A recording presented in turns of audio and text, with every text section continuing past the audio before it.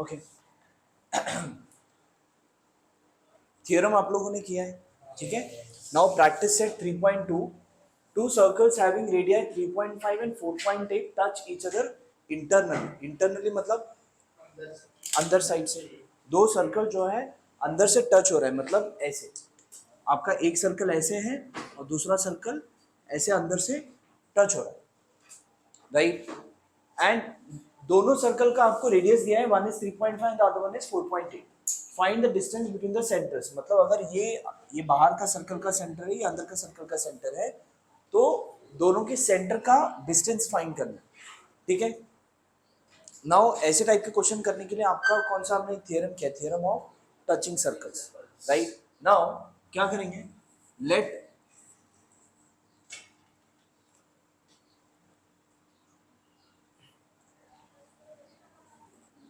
let the radius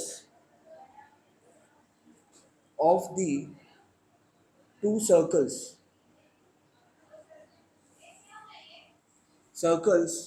be R1 and R2, ठीक है। R1 and R2 करते हैं, so therefore आपका जो R1 है, let's say R1 is 4.8 centimetre and R2 equals 3.5 centimetre. दो सर्कल है, हमने कंसिडर किया late R1 and R2 be the radius of the two circles, इतना किया। Now since the circles touch each other internally, since the circles touch each other internally, therefore by the theorem of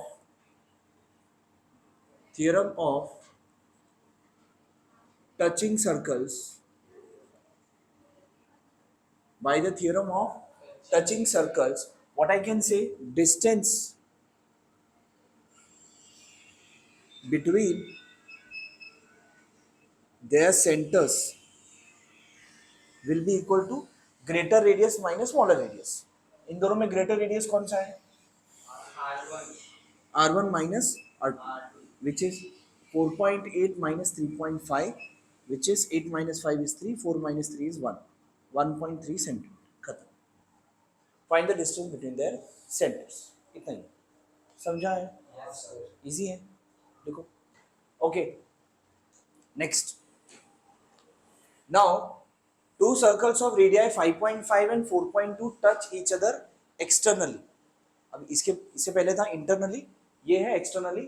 find the distance between their centres, same है। Let the radius of the two circles be R1 and R2, तो आपका R1 का value क्या होगा, 5.5 centimetre and R2 equals 4.2 centimetre, ठीक है। Now since the circles touch each other, no, find the distance between their centers। Okay, now since the circles touch each other externally, therefore by the theorem of touching circles, theorem of touching circles, एक point last time में रह गया था, ये point add करना है। By the theorem of touching circles, the centre of both the circle and the point of contact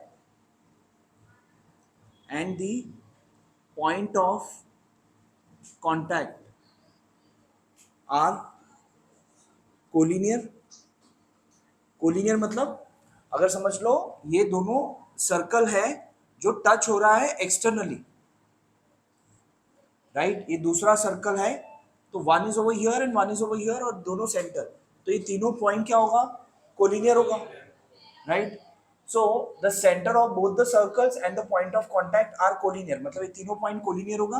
और अगर ये R1 और ये R2 है, सो देयरफॉर डिस्टेंस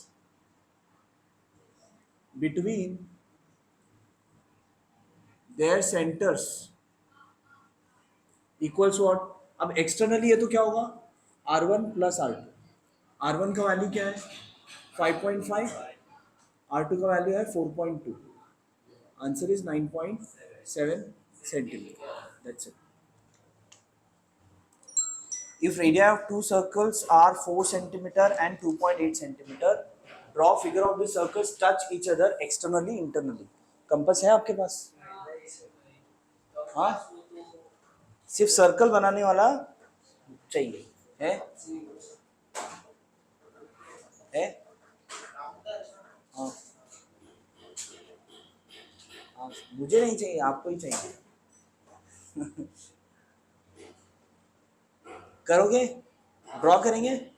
हाँ, ड्रॉ करना है तो आपको सर्कल बनाना पड़ेगा। कंपास आप शेयर कर लेना, बाकी आपको बता देता हूँ how to solve, how to draw. चलो पेंसिल वगैरह लगा लो आप कंपास में।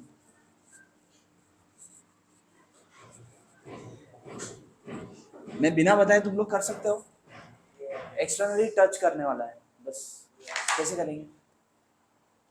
हाँ,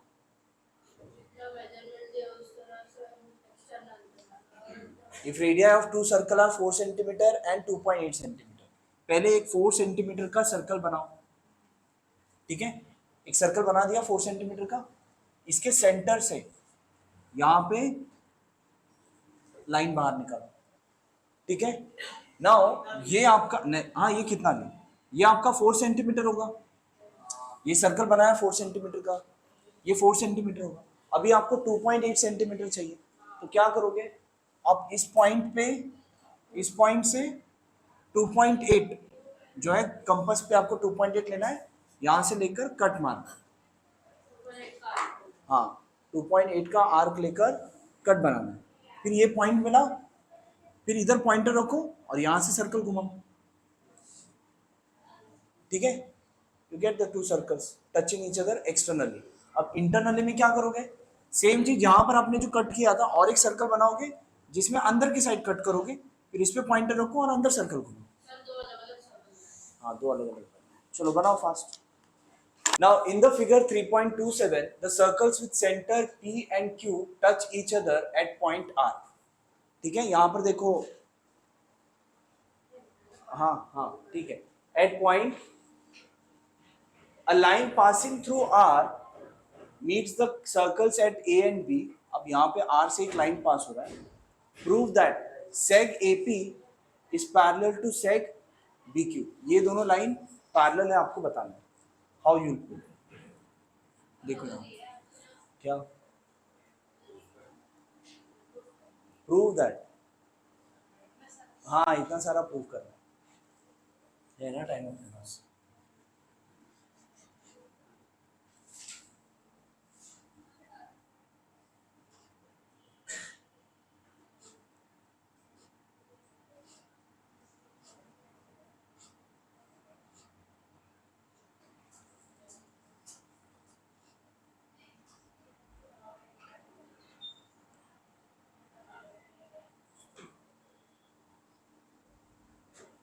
नाउ यहां पर क्या गिवन है, in this figure with centre P and Q touch each other at point R, a line passing through R meets the circle at A and B respectively. Prove that seg AP is parallel to BQ.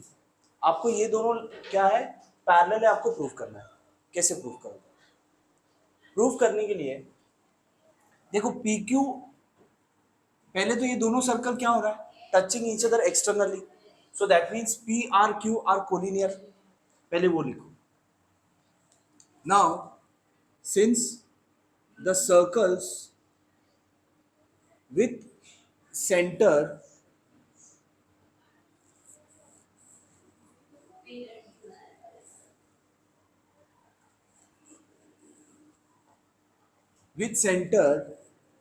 P and Q touch each other externally at R, therefore P R Q are collinear. What is the reason? Theorem of touching circles. Theorem of touching circles. ठीक है. PRQ are collinear and PRQ are collinear and AB is a line passing through R. Also, AB is a line passing through R. That is given. ये given है ना कि AB is a line passing through point R. So that means angle ARP and BRQ are vertically opposite angles. दोनों equal होगा. Therefore, angle ARP is equal to angle BRQ. Reason? Vertically opposite angles. पूरा लिखना है आपको. ठीक है. Vertically, अब ये वर्टिकली ऑपोजिट क्यों हुआ? जब ये दोनों स्ट्रेट लाइन होगा तब ना. पहले PRQ स्ट्रेट लाइन है हमने बता दिया, और ये AB भी स्ट्रेट लाइन है, वो तो गिवन था. तो मतलब ये दोनों वर्टिकली ऑपोजिट एंगल है. ठीक है. तो ये दोनों एंगल इक्वल है. तो लेट्स से दिस हैज 1. अब बताएंगे कि ये दोनों एंगल भी सेम है. कैसे? Now PA is equals to PR. What is the reason?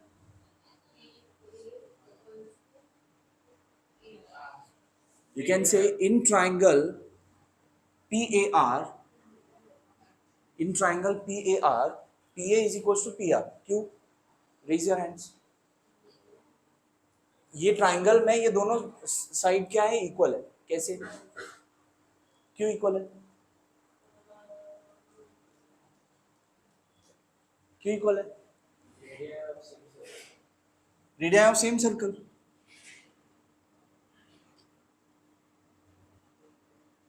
समझ रहा है? रेडियस ऑफ सेम सर्कल ना, दोनों इक्वल है. सो therefore angle PAR is equal to angle PRA. Yes or no? क्यों?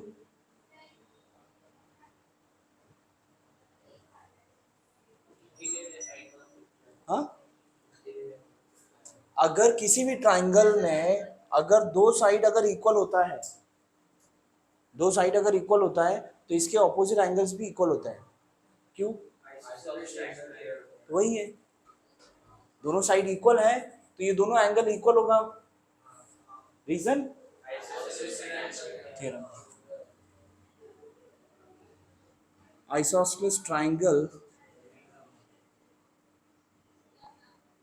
Theorem. Let's say this has 2. ठीक है. अभी इन ट्राइंगल PQB,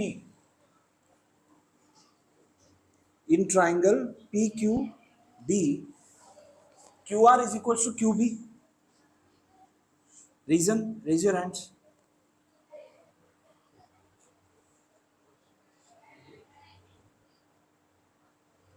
हाँ.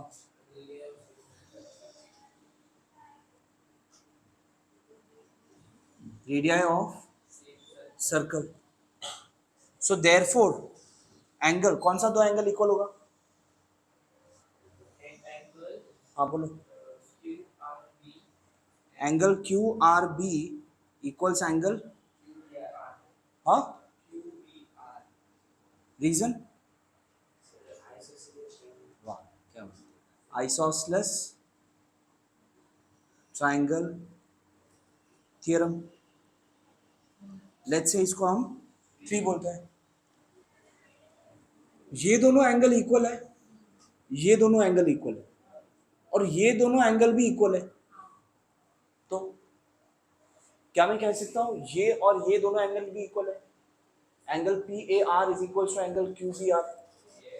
क्यों?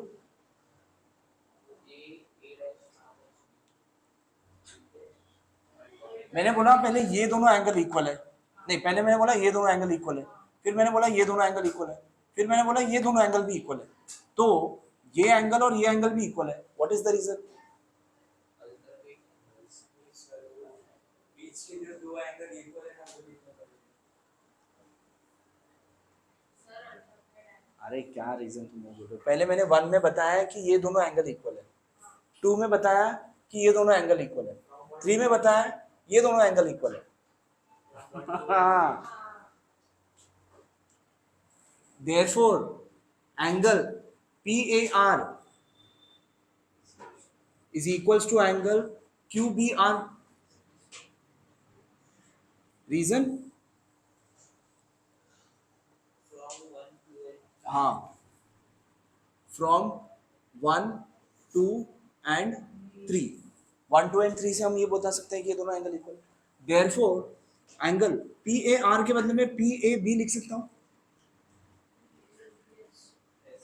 और QBR की जगह पे QBA लिख सकता हूँ. What is the reason? Raise your hands.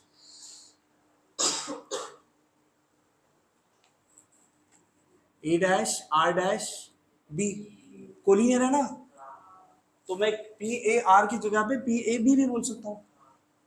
अगर PAB एंड QBA अगर ये दोनों एंगल इक्वल है तो मैं क्या कह सकता हूँ? हाँ, क्या कोलिनियर? क्या, वो तो पहले ही था. PRQ is collinear. अच्छा देखो यार, अगर ये दोनों एंगल इक्वल हैं तो इन दोनों लाइन के बारे में हम क्या बोल सकते हैं?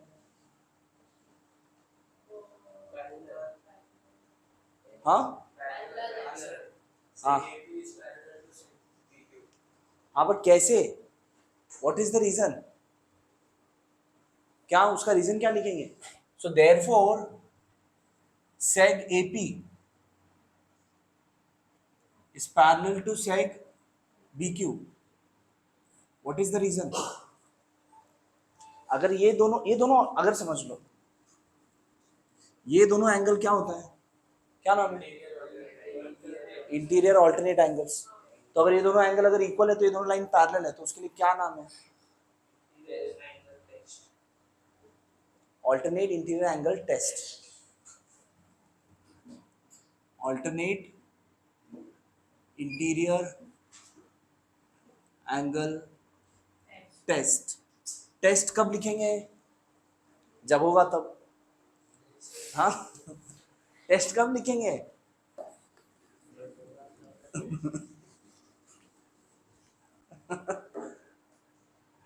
टेस्ट तब लिखते हैं जब आपका लाइंस एंगल इक्वल है तो लाइंस पैरेलल है. जब बताओगे तब क्या बोलोगे? Alternate angle test. Lines parallel है तो एंगल्स इक्वल है, दैट इज ऑल्टरनेट एंगल्स. ठीक है, समझ में आ रहा है? हाँ, तो ये ऑल्टरनेट इंटीरियर एंगल टेस्ट से आपका ये दोनों हो गया. ये फर्स्ट प्रूव हो गया, यहां पे लिखो प्रूव्ड 1. अब क्या चाहिए? APR and RQB are similar. हो गया है ना ऑलरेडी. कैसे? ये दोनों क्या है? वर्टिकली ऑपोजिट है और ये दोनों एंगल इक्वल है from 3. Right. Now in triangle कौन सा चाहिए? In triangle APR and triangle RQB. In triangle APR and triangle RQB कौन सा एंगल इक्वल है? एंगल ARP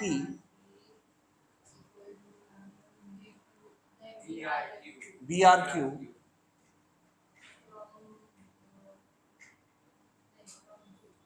हाँ, वर्टिकली ऑपोजिट एंगल्स. हाँ ठीक है ना, वो भी लिख सकते हैं, ये भी लिख सकते हैं. एक लाइन का तो रीजन है. हाँ, वर्टिकली ऑपोजिट एंगल्स बोल सकते हैं. And also angle PAR is congruent to angle, दोनों चलेगा, QBR. हाँ, angle PAR is congruent to angle QBR. What is the reason? यहां पर है ना,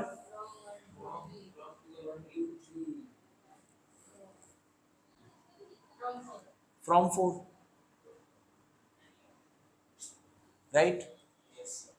So therefore what I can say? Triangle APR is similar to triangle RQB. By a test of similarity. ठीक है, हो गया, प्रूव्ड टू। ठीक है, अब क्या चाहिए, find angle R Q B. R Q B find करना है, पी ए आर गिवन है 35। क्या कितना होगा बताओ, अगर ये वाला एंगल 35 गिवन है, आर क्यू बी फाइंड करना है, कैसे लिखोगे, angle Q B R is equal to angle P A R. Reason, from 4, बराबर, फ्रॉम 4 इज स्पैन। कितनी बार करते हैं यार ये लोग तो? अरे ब्लॉक कितनी बार करने का, अलग अलग नंबर से करते आते हैं। Q B R equals angle P A R from 4, so therefore angle Q B R equals P A R equals 35। क्या रीजन लिखो, पी ए आर का वैल्यू मैंने 35 लिखा, कैसे पता चला,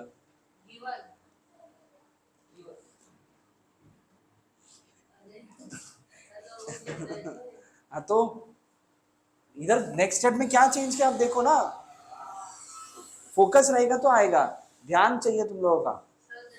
हाँ वो डिस्टर्ब कर रहा है। Q B R equals how much, 35 degree. ठीक है, ये हो गया। अब अब और एक चीज, ये दोनों एंगल भी इक्वल होगा ना, angle Q B R equals angle Q R B. ये कैसे है ना, इधर from 3, therefore angle QBR equals angle QRB equals 35 degree. Let's say this is 5. ठीक है, now in triangle RQB, angle RQB plus angle QRB plus angle QBR equals 180 degree. What is the reason? Angle sum property of triangle, ये भी लिख सकते हो, या फिर और एक भी है, the sum of all interior angle of a triangle is 180 degree. वो भी लिखा, ये भी लिखा, दोनों चलेगा। Angle R Q B plus Q R B and Q B R कितना है,